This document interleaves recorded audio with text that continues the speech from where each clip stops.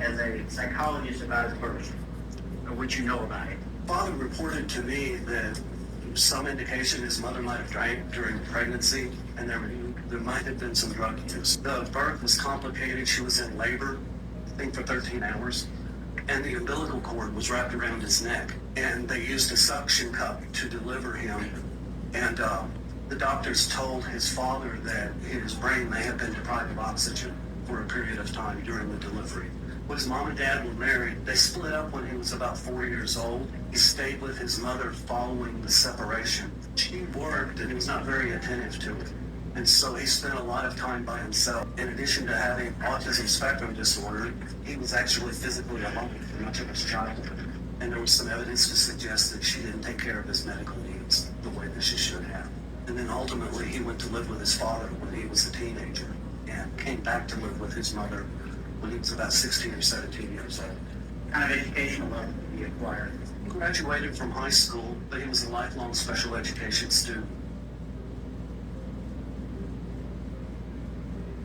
Very structured classes as a result of that.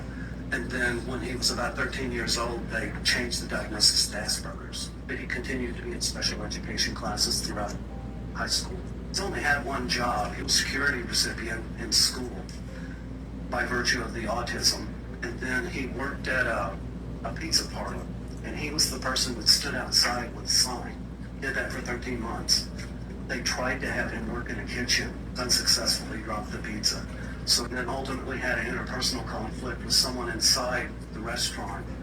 Afterwards, applied for Social Security and it was granted. He was 21 years old. And so he's been on disability since that time.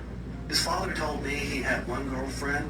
He had basically one friend who suffered from an intellectual disability. And he had a sister. His sister was younger, suffered from autism.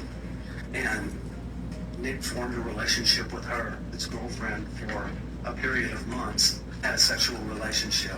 He told me that he also had a girlfriend when he was younger. His father did not confirm that. But his relationship history is extremely limited. And I think really the only confirmed romantic relationship he had was with another person who had autism. His hygiene has always been poor.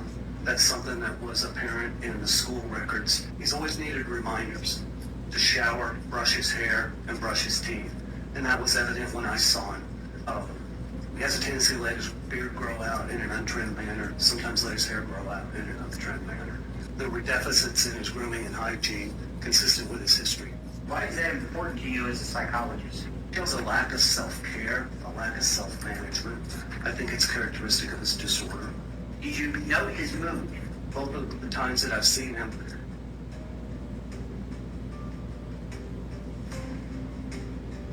that's part of the disorders. They don't connect with people and they don't describe themselves very well. It's kind of sad, but his emotions are flat. He doesn't show a lot of emotion. He's not real reactive in that way.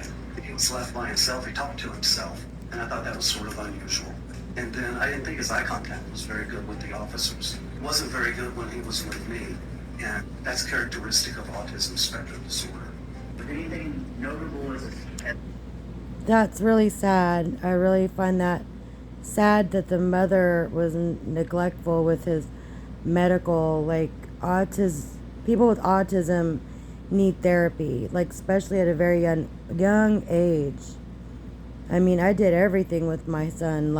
I sacrificed a lot, but this is Nicholas Godejohn, and I'm just going to say this. When they both got caught, this was a very high-profile case, and I really think that the prosecutor and Mike Stanfield had high prospects to make money. I don't understand why Gypsy got off with a very sweet plea deal and Nicholas Godejohn has to stay behind, but I do believe Nicholas Godejohn has something to say. You know, this man doesn't speak about his part in this murder. When Gypsy's like, he's the culprit, he's this, He's that. We know that she's a lying bitch. She's probably groomed to lie, grew up lying, whatever it is in her household. But I do believe that, this is why Nicholas hasn't got his appeals, is because he needs to stay in jail. He needs to stay there. Because if he were to get out and start talking about what happened, there would be a different kind of outlook on this case. I think the lower courts really fucked up when they brought in HBO. It swayed public opinion, and it really infringed on his civil rights. So let's say that, because I know the Supreme Court would come in and probably say that. There has been neglect in this investigation where they just didn't care. They just didn't care.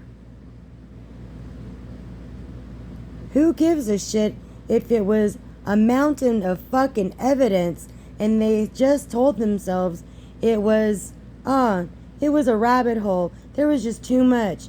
There was a con. How the fuck do you know and you call it like that, point blank, and not investigate it? You didn't investigate the medical records. You can't just go in there and say we're not going to do it when it's very vital to the fucking case.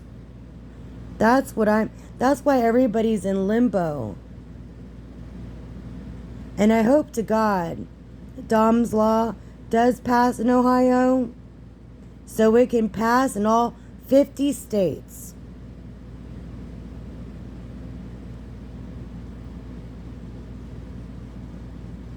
Sometimes people don't believe in miracles. They just don't. They just think that they can keep doing the evil shit that they do. I've seen cases to where they're cold cases, and then all of a sudden that case gets solved by a shred of DNA or somebody from the past coming out to say something.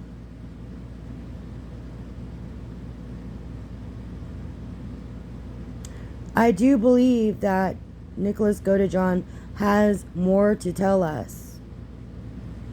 They need to keep him in prison. Someone needs to keep him there. They've made so much money. It's corrupted. I do believe it is corrupted. Whatever it is. Nicholas Godejohn till this day never got a fair trial. Never. Everybody was putting their little hands in the cookie jar. Especially that defense attorney, Mike Stanfield. Who the fuck turns around and makes that guy a manager? After he was your defense attorney. The greed is, could you see it? Everyone can see it's greed. Because the story is so sensational. It's like putty. They can spin it whatever way they want it. And still make Dee Dee look like a monster.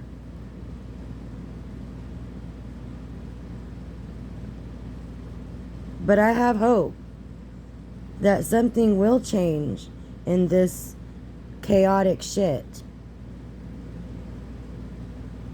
Alright guys, that's it.